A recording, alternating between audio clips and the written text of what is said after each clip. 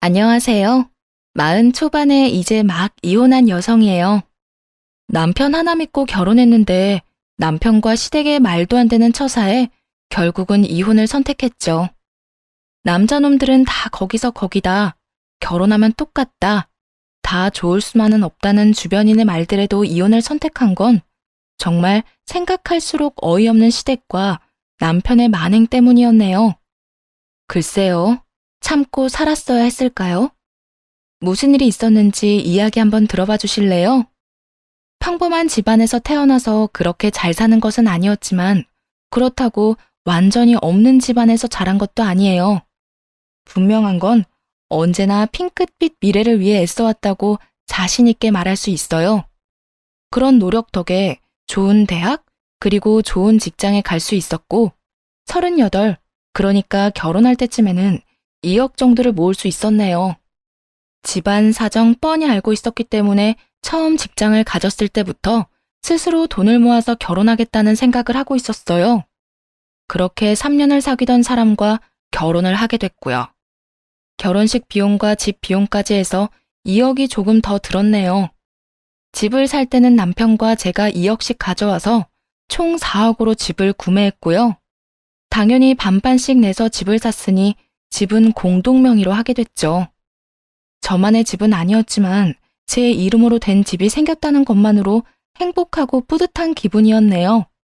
지금까지 모아온 모든 돈을 집을 사는데 다 쏟아부었지만 전혀 아깝지 않은 기분이었죠. 하지만 생각과는 다르게 상황이 흘러갔어요. 결혼식 이후 최대한 아끼며 살았던 남편은 결혼 이후 씀씀이가 점점 커지더라고요. 결혼하면서 돈을 많이 썼으니 최대한 아껴서 다시 돈을 모을 생각을 하며 소비를 줄이고 있던 저와는 다르게 말이에요. 요즘 돈 많이 쓰는 거 아니야? 많이 쓰긴. 그냥 당신 덕분에 많이 아끼게 돼서 이제까지 참았던 소비를 좀 하는 것뿐이야. 걱정 마. 그 정도로 생각 없이 쓰진 않아. 호언장담하는 것을 보며 남편이 그간 돈을 많이 모아둬서 여윳돈이 좀 남았나 싶었어요. 게다가 결혼 전에 같이 허리띠를 바짝 졸라맸기 때문에 남편이 저러는 것도 이해는 할 수 있었죠. 무엇보다 한번 그렇게 주의를 주고 난 뒤부터 남편의 소비는 점점 줄기 시작했거든요.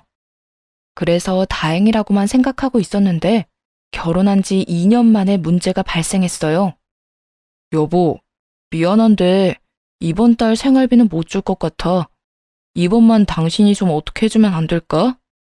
내가 해결할 수 있긴 한데 왜 돈이 모자라? 무슨 일 있어? 아무것도 아니야. 무슨 일은. 그냥 돈 쓸 일이 좀 생겨서. 남편을 더 추궁하려 했는데 다음 달 생활비는 제대로 주더군요. 그래서 추궁할 수가 없었어요.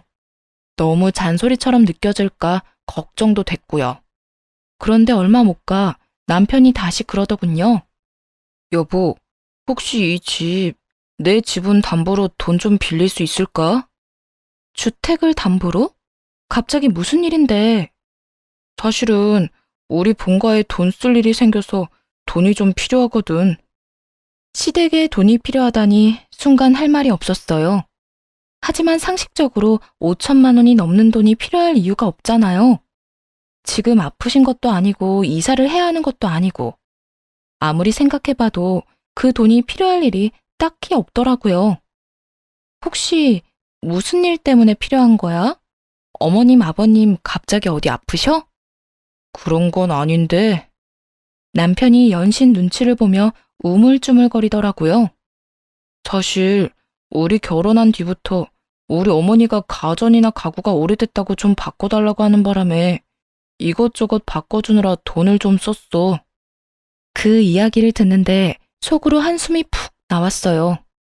시댁집 가전, 가구가 오래돼서 바꿔줬다는데 나무랄 수는 없었지만 속이 답답했어요. 적당히 거절할 줄도 알아야 하는데 해달라는 대로 다 해준 모양이더라고요. 여태 아무 말 없이 그걸 다 해주고 있었던 남편을 보니 온갖 복합적인 생각이 다 들었네요. 서로 월급이 얼마인지는 알고 있었지만 돈을 합쳐서 관리하는 건 아니었거든요. 생활비 통장이 따로 있었고 거기에 얼마간의 돈을 넣어서 생활비를 해결했고 목돈 준비는 이제 슬슬 준비하려던 상황이었고요. 그러니 남편이 어느 정도로 돈을 쓰고 있었는지는 몰랐죠. 남편에게 물어보니 처음에는 현금이나 일시불을 통해서 충분히 감당됐었다고 하더라고요. 하지만 시간이 지날수록 점점 비싼 물건을 사달라고 해서 결국 할부를 하다가 이제는 감당이 안 되기 시작했다는군요. 사준 목록만 해도 어마어마했어요. 처음에는 전자레인지나 밥솥, 청소기 같은 소형 가전이었는데 시간이 지날수록 TV, 세탁기, 냉장고, 옷장 등 고가의 물건을 원하셨다고요. 게다가 다 멀쩡하게 작동하고 있는 물건들이었죠. 그렇게 오래 쓰지도 않은 가전과 가구들이더라고요. 그걸 지난 1년간 남편 혼자 부담했다고 생각하니 화가 났어요. 시모가 도대체 무슨 생각으로 이제 막 결혼한 아들에게 그런 걸 요구했는지도 이해할 수 없었고요. 하지만 갑자기 5천만 원이 필요한 이유는 따로 있더라고요. 이번에는 집 리모델링을 하고 싶다고 하셔서, 그리고 그 전까지 산 것들 때문에 할부나 카드 빚이 너무 많아. 그것도 갚아야 하고. 그래서 당신이 좀 도와주면 안 될까? 그 이야기를 듣는데 어이가 없어서 말이 안 나오더군요. 갑자기 리모델링이라뇨. 게다가 아들 돈으로요? 아니, 갑자기 무슨 리모델링이야? 어머님 집이 그렇게 낡은 것도 아닌데 이사한 지 5년 정도 되셨잖아. 그런데 갑자기 리모델링? 지금 사는 집 너무 구식이라고 하시네. 이사 온 날부터 바꾸고 싶었는데 금액이 너무 커서 못하셨거든. 그런데 내가 결혼하고 나서 나한테 그걸 부탁하시더라고.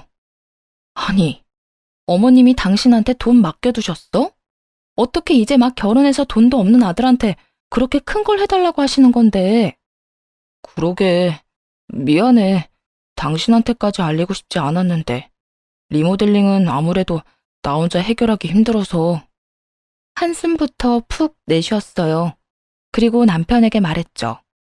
일단 주택담보대출은 받아도 돼. 그걸로 카드랑 할부부터 갚고 나머지 리모델링 거는 어머님한테 내가 말할게. 이 말에 남편이 눈에 띄게 좋아하더라고요. 한 달에 한 번씩 양가 집에 가서 식사를 하는데 마침 그 주에 시댁을 가는 날이었어요.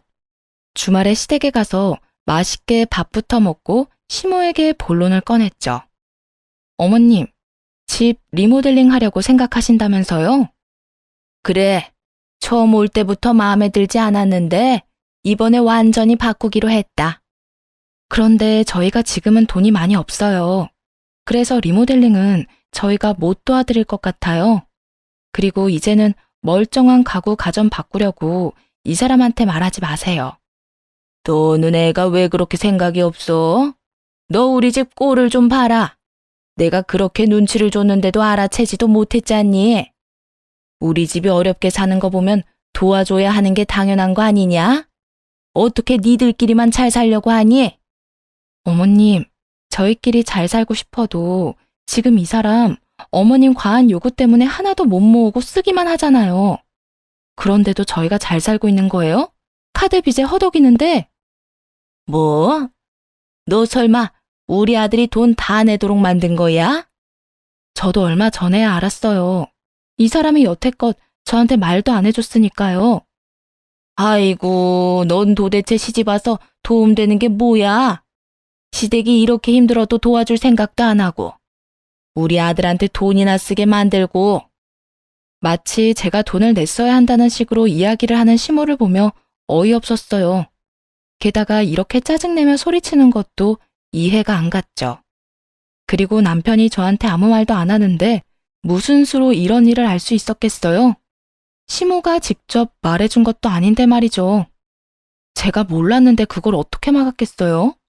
만약에 알았다 하더라도 저는 절대로 이 리모델링 허락 안 해줬을 거예요. 그러니까 리모델링은 포기하세요. 차라리 나중에 이사하게 되시면 그때 리모델링 된 집으로 가시든가요. 강경하게 말하자 시모가 더 짜증을 냈어요. 네가 안 해준다고 해서 우리가 안 해야 하니? 내 아들은 네 남편이기도 하지만 내 자식이기도 해. 내 자식이 나한테 해준다는데 왜 네가 그걸 말린다고 난리야? 이 사람 지금도 카드빚 어마어마해요. 그리고 그 이유는 전부 어머님 때문이고요. 아니 그러니까 왜 우리 아들이 그걸 다 떠안는 건데? 너 말해봐라. 왜 네가 돈을 다 내는 거야? 엄마, 내가 엄마 아들이잖아요. 내가 아들인데 왜 그걸 남한테 떠넘겨요? 엄마, 그렇게나 파렴치한 사람 만들지 말아요. 그렇다고 내가 안 해준 것도 아니잖아요. 남편이 시모에게 그렇게 이야기하자 시모는 어이가 없다는 듯 저와 남편을 번갈아가며 보더군요. 네가 이렇게 다 부담할 줄 알았으면 난 너한테 그런 거 해달라고 안 했을 거다. 너도 착해 빠져서 큰일이야. 이러다 며느리 치마폭에 쌓여서 굴러다닐까봐 걱정이네. 시모는 그렇게 막말을 하고는 홀라당 가게 밖으로 나가버리더라고요. 결국 그 뒤로 시모는 리모델링 이야기는 다시 꺼내지 않았고요. 다만 그 다음부터 저를 볼 때마다 못 잡아먹어 안달이 났을 뿐이죠. 남편이 제 편을 든 것이 그렇게 마음에 안 들었는지 잔소리 폭격이 시작됐거든요. 화장이 이게 뭐냐, 하고 다니는 꼴은 왜 그러냐 등이었죠. 결혼 전에는 한마디도 안 했으면서 말이에요. 그렇게 한번 부딪히고 나니 하나부터 열까지 제가 하는 모든 것들이 눈꼴 시리고 짜증난 모양이더라고요. 시모가 왜 저러는지 화는 났지만 그보다도 남편이 한 말에 감동을 받았어요. 자기 부모를 자기가 책임지려는 그 모습에 말이에요. 뭉클한 기분이 들면서 결혼하기 잘했다는 생각이 들었네요. 다시 생각해보면 자기 돈으로 시댁에 다 퍼주려던 왕호구에 자기 부모밖에 모르는 인간일 뿐이었지만 그때는 그런 생각도 못했어요. 남편이 저한테 부담을 안 지우려고 혼자 책임지려고 했다는 생각뿐이었죠. 콩깍지가 제대로 씌었던 거죠.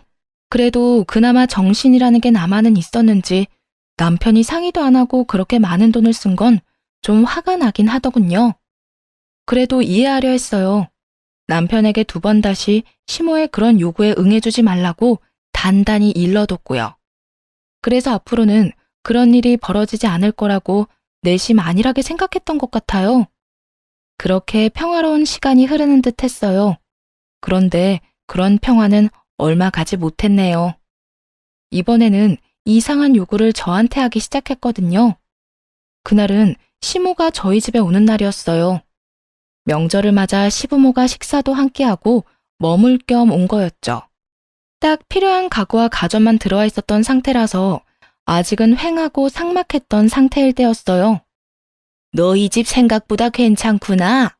이렇게 보니까 똑같은 평수라도 좀 더 커 보이고 인테리어도 잘 해놔서 따로 할 필요도 없겠고.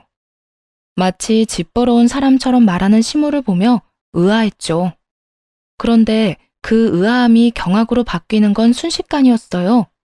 시모가 남편을 향해 건넨 말이 그 원인이었네요. 이 집, 우리 집이랑 바꾸지 않을래? 아무리 봐도 이 집이 나하고 더 잘 맞는 것 같은데. 우리 집이나 너희 집이나 가격은 비슷하니까 차액은 내가 메워줄게. 어때, 아들? 귀를 의심할 정도의 발언이었어요. 신혼집은 남편과 저 공동명의였잖아요.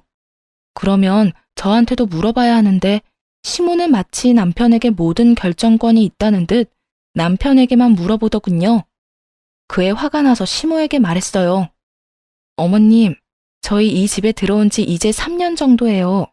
게다가 이 집 남편이랑 제 회사 거리까지 계산하고 결정한 집이고요.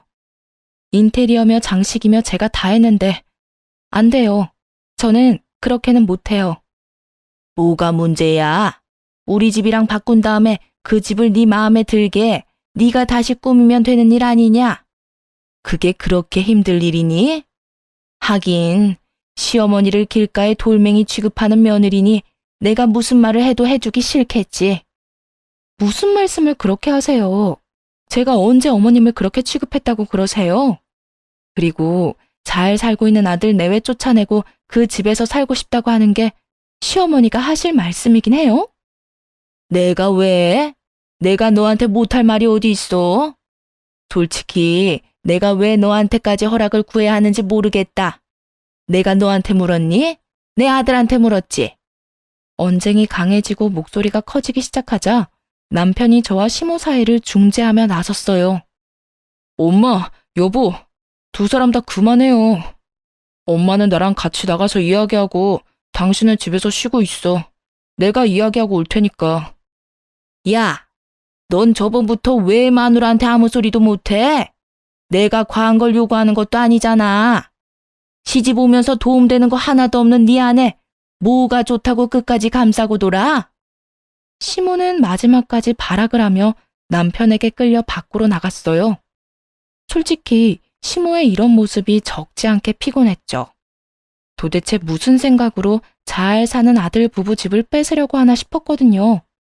그래도 남편이 어련히 잘 알아서 하겠지 하며 한시름 놓고 있었는데 남편이 집에 돌아와 하는 말이 더 열받았네요. 여보, 내가 엄마랑 이야기해봤는데 우리 집 엄마네 집이랑 바꾸는 건 어때? 사실 엄마네 집도 이사한 지 그렇게 오래된 것도 아니고 집 자체는 그리 나쁘지 않으니까. 그리고 부모님이잖아. 우리가 양보하자, 응? 시모가 대체 어떤 말로 구슬렸는지 남편은 나갈 때와는 정반대로 시모의 편이 되어 있더군요.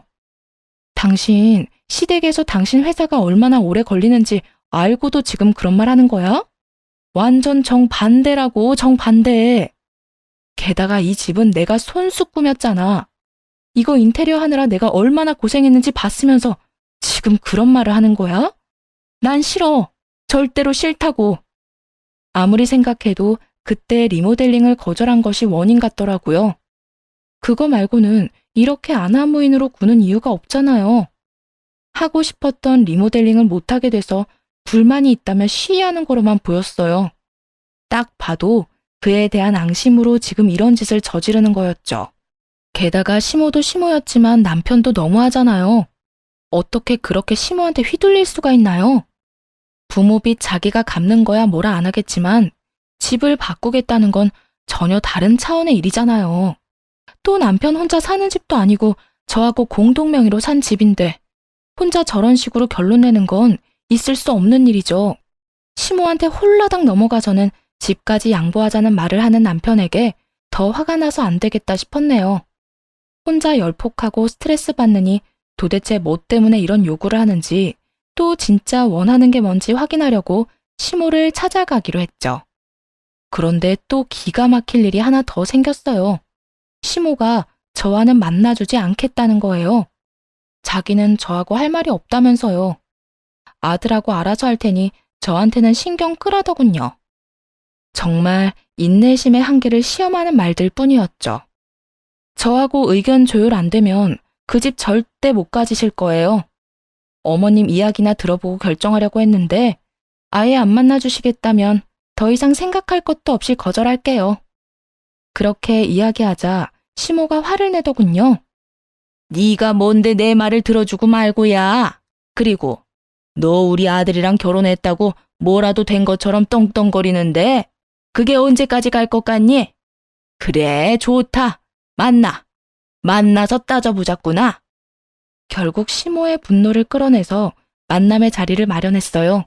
그 집을 시모 집과 바꾸겠다는 생각은 정말 눈꼽만큼도 없었어요. 그저 시모에게 더 단단히 일러두기 위해서 만나서 이야기하려고 했던 거죠. 시모와 오랜만에 마주보고 앉았는데 눈에 아주 냉기가 쌩쌩하더군요. 혹시 저희 집이랑 시댁집 바꾸고 싶다고 하신 거 제가 리모델링 해달라는 거 거절해서 그런 거예요? 내가 해달라고 했으면 이유가 있을 거라고 생각은 안 해봤니? 그런데 너는 그걸 그냥 단칼에 거절했잖아. 내가 너한테 좋은 마음 품는 게 더 이상하다고 생각은 안 하니? 리모델링 원하시는 건 좋은데 그걸 왜 아들한테 해달라고 하세요? 두 분이 돈 안 벌고 계시는 것도 아니고 이제 막 결혼해서 돈 없는 아들한테 그런 부담 지우고 싶으셨어요? 내가 우리 아들한테 그랬겠어? 내가 아들한테 이야기하면 당연히 네가 도와줄 거라 생각했다. 그런데 이게 뭐니? 내 아들이 빚을 다 지고 있다니. 넌 며느리가 돼서 도대체 하는 게 뭐야? 이럴 때 네 남편 도와서 시댁 집 좀 고쳐줘도 되는 거 아니야? 집이 수리가 필요한 것도 아니잖아요. 솔직히 어머님이 돈 들여서 하신다고 했으면 저희가 얼마라도 보태볼 수는 있었겠죠. 하지만 이미 다 계획해놓고 통보해서 너희는 돈만 내라. 그건 좀 아니잖아요. 저희한테 돈 맡겨놓으신 것도 아니면서. 돈을 맡겨놓은 건 아니라도 그 집에 내 아들 돈, 내 돈 들어간 건 맞잖아. 솔직히 말해볼까? 네 꼴 보기 싫어서라도 결단코 난 그 집에 들어가야겠다. 뭐가 그렇게 당당하니? 한 푼도 없이 시집 온 주제에. 시모가 왜 저런 말을 하는지 모르겠더라고요. 제가 시모와 이 정도로 척질 일이 있었나 싶었거든요. 게다가 결혼할 때 예단 예물은 서로 하지 않기로 해서 안 한 건데 그걸 가지고 한 푼도 없이 시집 왔다 어쩐다 이야기 듣는 건 너무 억울한 상황이었죠. 서로 흥분할 대로 흥분한 상황이었어요. 그래서 그 집 달라고 떼쓰신 거예요? 그런데 이걸 어째요? 저는 절대 줄 생각 없거든요. 목에 칼이 들어와도 그 집 못 내놔요. 그 집 들어가고 싶으시면 아들 이혼시킬 작정하셔야 할 거예요. 그렇게 강력하게 거절의 말을 건넸죠. 당연히 시모가 이쯤 되면 물러설 거라 생각했어요. 그런데 시모가 기가 찬 표정으로 콧방귀를 끼더군요. 그러더니 바로 자기 폰으로 전화를 걸더군요. 바로 제 남편이었죠. 그러면서 딱 그렇게 이야기하더군요. 하라면 내가 못할 줄 아니? 두고 봐라. 내가 이번에야말로 마음에 안 드는 며느리 딱 잘라버릴 거니까. 작정한 듯 말하는 시모를 보며 저야말로 어이없었죠. 그리고 당연히 남편을 믿고 있었어요. 남편이 제 편을 들어주겠지 했죠. 예, 너 네 마누라랑 이혼해라. 저 싸가지 없는 년이 나한테 와서 뭐라는 줄 알아? 너희 신혼집 너랑 이혼시키면 준다더라. 어디서 저런 게 굴러들어와서 집안을 박살을 내놔? 당장 이혼하고 갈라서. 저런 것보다 훨씬 좋은 여자 세상에 많아. 시모 하는 말을 듣는데 어이가 없었죠. 그런데 남편이 시모에게 그러더군요. 엄마, 무슨 일 있어요? 그 사람이랑 만났어? 개인적으로 만나지 말라고 했더니 왜 만났어요? 일단 와이프한테는 내가 이야기해 볼 테니까 일단 진정해요. 내가 진정하게 생겼어? 화병 나서 돌아가시게 생겼어. 어떻게 며느리가 돼서 어른한테 말대꾸에 두 눈 부릅뜨고 협박까지. 노년에 늙어서 이게 다 무슨 일이야? 넌 엄마가 이런 취급받는데도 이런 여자랑 계속 같이 살 거야? 응? 네가 뭐가 모자란데? 당장 헤어져도 저것보다 더 좋은 여자 충분히 만날 수 있어. 그런데도 남편은 시모에게 대화하지 말라고만 하더군요. 이때부터 기분이 싸했죠. 제가 남편에게 시모와 이야기를 하고 싶다고 말하면 남편은 마치 시모가 제 전화를 피하는 것처럼 말했거든요. 그런데 지금 시모가 하는 말을 듣고 나니 시모가 저를 피한 게 아니라 남편이 저와 시모의 대화를 피하도록 만들었다는 게 느껴졌죠. 뭐가 있구나 싶어서 그날 저녁 남편과 대화를 했어요. 그런데 말을 꺼내기도 전에 남편이 먼저 그러더군요. 여보, 우리 엄마랑 제발 부딪히지 마. 내가 저번에도 말했잖아. 그냥 우리가 양보하자고. 어차피 돈도 그렇게 차이 안 나고 차익도 준다는데 뭐가 문젠데. 솔직히 부모님한테 그 정도도 못 해줘? 그럼 당신은 그 집을 왜 어머님한테 줘야 한다고 생각하는데? 당신 회사랑도 멀어. 지역이 좋은 것도 아니고. 집값도 올라가기는커녕 계속 떨어질 것처럼 보이는 그 집이 뭐가 좋다고 바꿔 살자는 건데? 어차피 바꾼다 한들 부모님 돌아가시면 우리 거잖아. 그냥 그렇게 생각하면 되는 일이잖아. 그리고 넌 어떻게 사람이 배려심이 없어? 내가 이렇게까지 져주면서 들어가면 생각이라도 해줘야지. 우리 엄마 찾아가서 그렇게 화낼 일이었어? 내가 어이가 없으니까 하는 말이잖아. 그리고 그 집 준다고 해서 증여가 우리한테 될 거라는 보장은 어디 있는데? 게다가 지금 우리 신혼집 하나부터 열까지 내가 가꾼 집이야. 이미 정이 가득 들었다고. 넌 지금 어머님 편만 들고 있잖아. 엄마 편을 드는 게 아니라 우리가 져주는 게 맞다는 이야기를 하는 거야. 어른한테 왜 이겨먹으려고 하는데? 살 만큼 산 노인들이야. 그런 어른들 원하는 거 하나 해주는 게 그렇게 힘들어? 힘들어, 짜증나고. 뭐가 됐든 난 이 집 바꿔주기 싫다고. 어른들 원하는 대로 해줄 거면 우리 엄마가 이 집 원해도 당신은 주자고 말할 수 있어? 네가 뭐든 너희 부모님한테 해주고 싶은 마음은 알겠는데 온전히 네 거일 때만 그렇게 해. 반반 부담해서 산 집으로 당신 부모님한테 효도할 생각 하지 말고. 넌 무슨 말을 그런 식으로 해? 나라고 마냥 좋아서 이러는 줄 알아? 엄마 저렇게 화내면 일단 좀 안정시켜 놓고.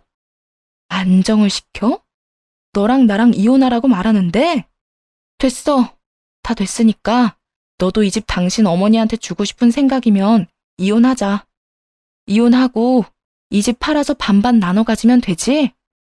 아니면 너희 부모님이 이 집 갖고 나한테 2억 주던가. 그러면 계산이라도 깔끔하겠지. 무슨 허튼 소리야? 이혼은 무슨 이혼? 이혼은 절대 안 해. 집 바꾸면 당신은 다시 꾸미면 되잖아. 당신 그런 거 좋아하기도 하고. 그냥 그렇게 쓰자, 응? 어머니한테 리모델링 겸 예쁘게 꾸며서 선물해줬다 치고. 정신이 나갔는지 저딴 소리를 하는 남편을 보며 눈을 꾹 감았어요.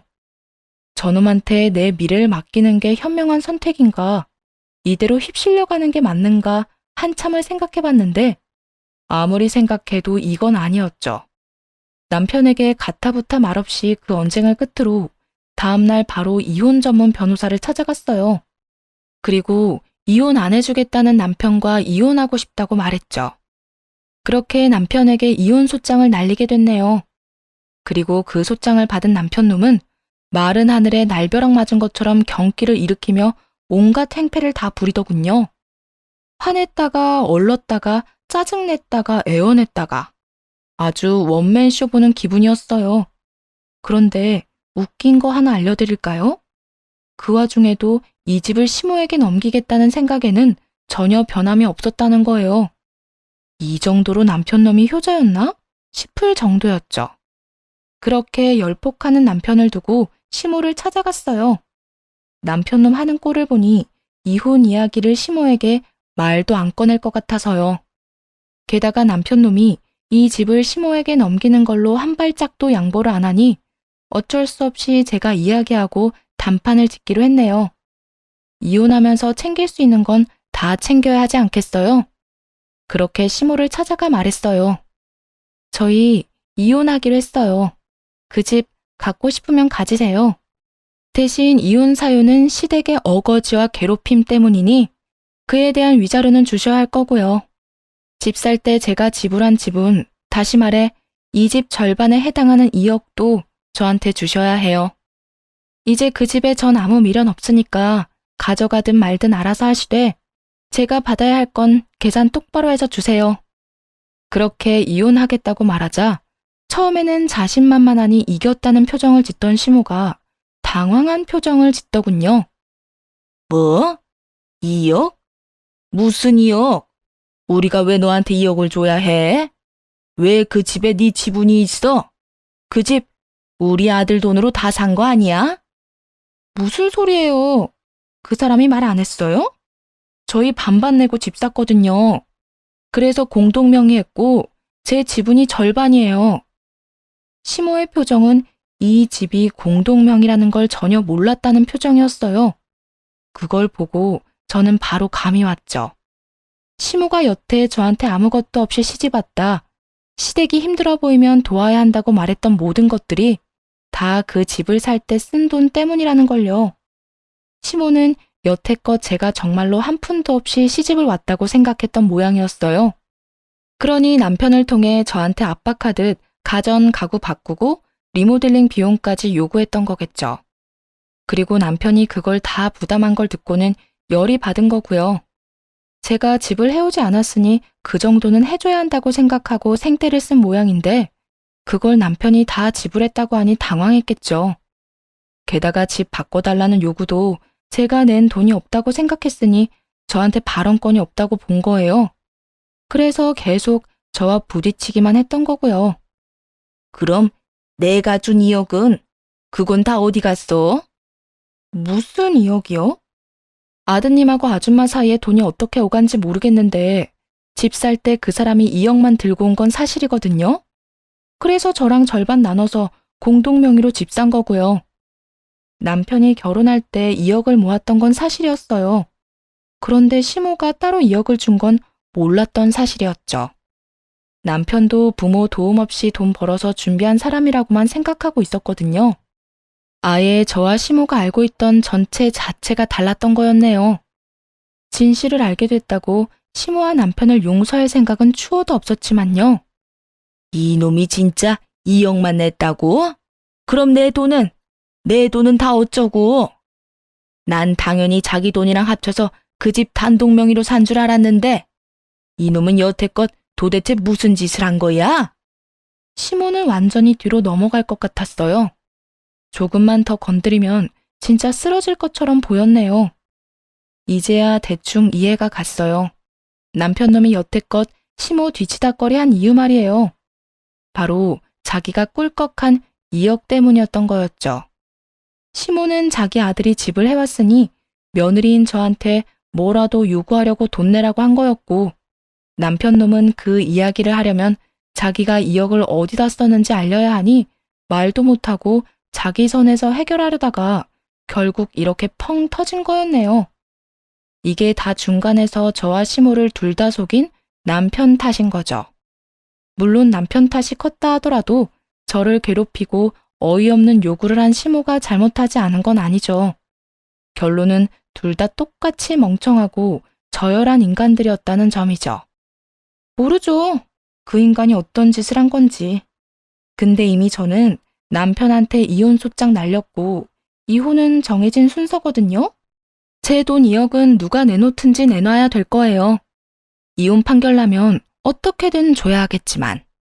이렇게 말하자 시모는 순식간에 태세를 전환해 부드러운 목소리로 말했어요. 아가, 내가 이 일에 대해 좀 알아봐야겠는데 시간을 조금만 줄 수 있겠니? 집을 달라고 한 건 진짜 일부러 그런 거 아니야. 그 집 달라고 안 할 테니까, 응? 나는 몰랐어. 우리 아들이 집 살 때 돈 다 낸 줄 알고. 그러니까 이혼은 없던 일로 해줄 수 있니? 없던 일로 하기엔 피차 너무 멀리 온 것 같은데요. 갈 때까지 갔고 서로 상처받을 만큼 상처받았으니 이쯤에서 그냥 영 끊고 남으로 돌아가는 게 맞는 것 같아요.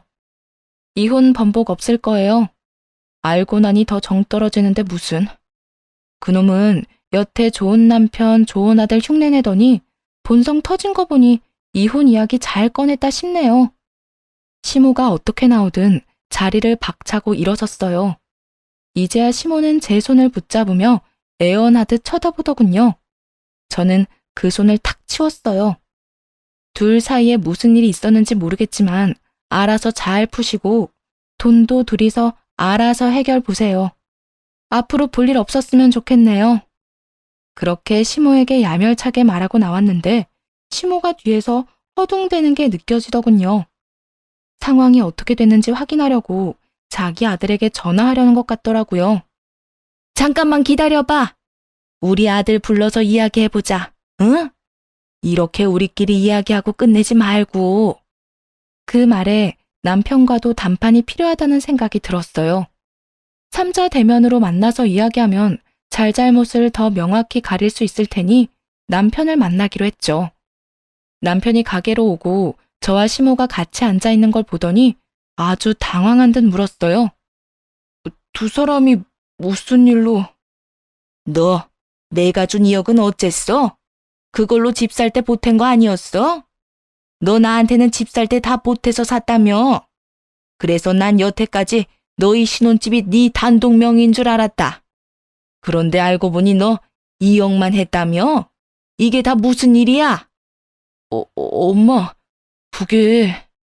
남편은 안절부절 못하며 저와 시모의 눈치를 보더니 그 자리에 털썩 무릎을 꿇고 싹싹 빌었어요. 여보, 난 상황이 진짜 이렇게 될 줄 몰랐어. 나쁜 생각으로 그런 거 절대 아니야. 당신이 2억 가지고 온다니까 나는 엄마한테 받은 돈으로 집 사면 될 거라고 생각했고 남은 돈은 놔뒀다가 목돈 필요할 때 쓰려고 했지. 정말이야. 남편이 저한테 싹싹 빌었어요. 하지만 저한테만 빌어서 될 일은 아니었죠. 시모는 눈이 시뻘겋게 실핏줄이 다 터져서는 자기 아들을 잡아먹을 것처럼 쳐다보고 있었거든요. 그런데 왜 이렇게 된 거야? 내 2억으로는 집 샀다고 치고 그럼 네가 모았던 2억은 어디다 다 갖다 썼는데? 결혼하면서 사고 싶었던 것들 좀 샀고 나머지는 엄마가 바꿔달라는 가전이랑 가구 샀는데 다 들어갔잖아. 솔직히 엄마는 나한테 따질 상황은 아니지. 빌빌대던 남편은 시모에게는 도리어 화를 내며 짜증을 팍 냈어요. 내가 잘못하긴 했는데 엄마도 너무한 거 아니야? 이제 막 결혼한 아들한테 그런 거 해달라고 하면 어떻게 하자는 건데? 그나마 그 돈이라도 있었으니 엄마가 해달라는 대로 해준 거야. 그 돈 나한테 쓴 것보다 엄마한테 쓴 게 더 많거든? 뭐? 아이고 내 머리야. 이 정신 나간 아들론 좀 보게. 그럼 2억 중에 얼마나 남은 거야? 나한테 해주고 남은 돈 있을 거 아니야?